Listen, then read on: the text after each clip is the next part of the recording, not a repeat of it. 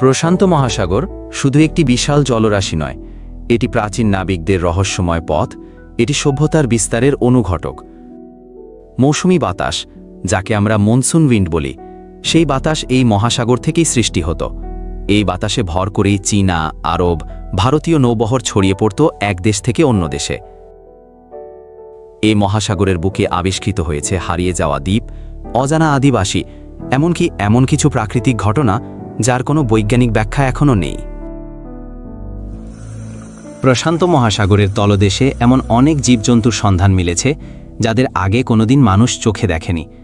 এই প্রাণীগুলোর কিছু নিজের শরীরে আলো জ্বালাতে পারে, আবার কিছু এতটাই গভীর জলে থাকে যে সেখানে এক ধরনের ভুতুরে নিস্তব্ধতা বিরাজ করে। কিছু প্রাণীকে দেখে মনে হয় তারা অন্য গ্রহের, আবার কিছু এত বড় যে তাদের শুধু ছায়া দেখা যায়, পুরো দেহ না। এরকম আরও রহস্য জানতে জ্ঞানগ্রহ চ্যানেলটি সাবস্ক্রাইব করো।